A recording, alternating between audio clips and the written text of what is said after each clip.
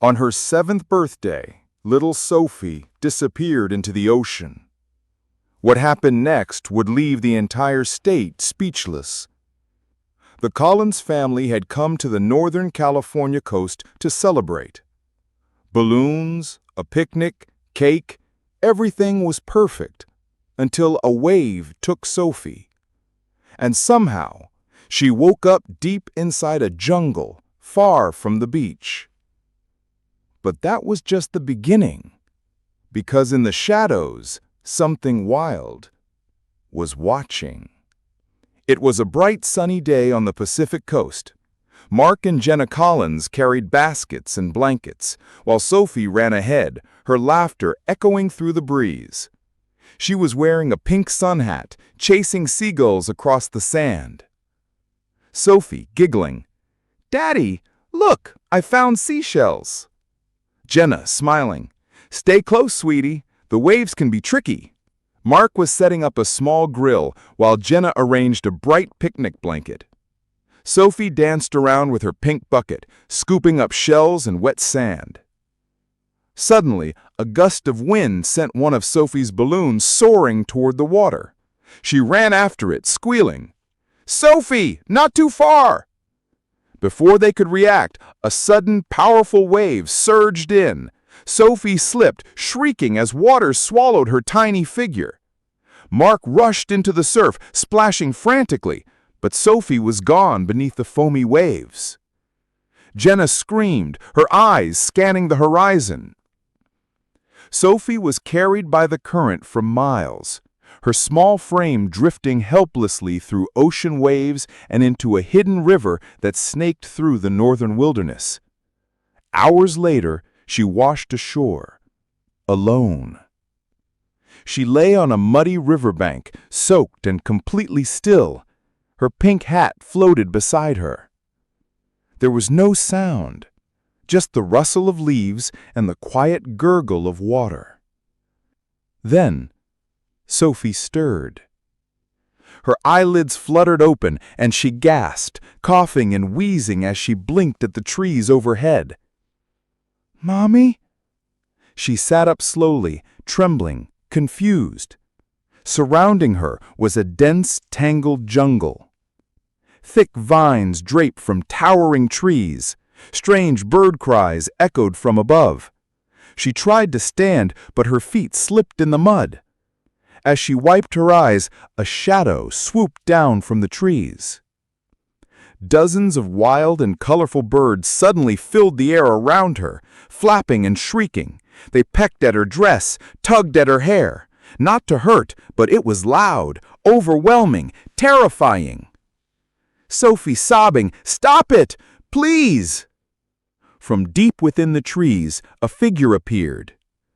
A large, wild-looking German shepherd stepped out of the shadows. His coat was thick and dirty, twigs tangled in his fur, but his eyes were alert, sharp. He sniffed Sophie's hands as if checking if she was hurt. He looked thin, ribs faintly visible under his fur, but his eyes burned bright with purpose. This was Ranger. No one knew how long he'd survived out there. Some said he'd once belonged to a ranger station deep in the forest before getting lost in a storm. Since then, he'd learned the jungle's secrets, its hidden paths, its dangers. Ranger let out a deep, booming bark. The birds scattered instantly. The dog padded toward Sophie, who was still crying, frozen in place. He lowered his head, gently nudging her with his nose. Sophie, sniffling, "Doggy?" Then she wrapped her arms around his neck, holding on like she'd known him forever. Ranger gently nudged Sophie's shoulder, urging her to follow. Back on the beach, helicopters thundered overhead. Police, news vans, and search crews swarmed the shore. A breaking news alert flashed. "Missing girl on her birthday. Search continues." Jenna sobbed in Mark's arms as reporters closed in. But deep in the forest, Sophie followed the dog. He seemed to know where to go, glancing back at her often. He walked slow enough for her little feet to keep up, protecting her from roots, thorns, and puddles. Ranger kept glancing back, ears pricked for danger, guiding Sophie around twisted roots and muddy pools. Each time she stumbled, he steadied her with his body. The forest seemed less frightening with Ranger beside her. Eventually, the dog let out a loud, sharp bark. Search and rescue teams, already combing the edges of the forest, heard it. Then they heard a tiny voice. "Help!"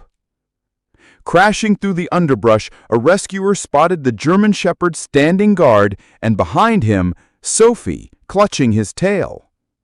Cheers erupted, radios crackled. One rescuer scooped Sophie up while another knelt and stroked the dog's head. Minutes later, Mark and Jenna arrived in a frenzy.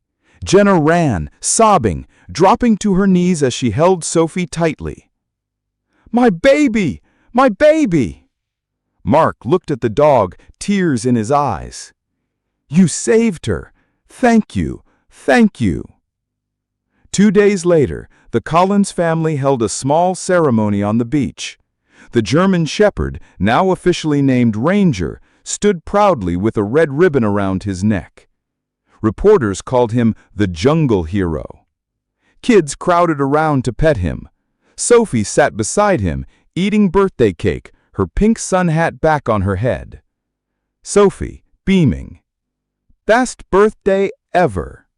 Because sometimes the bravest heroes don't wear badges or capes. Sometimes they have 4 legs, a wild spirit, and a heart big enough to save a life.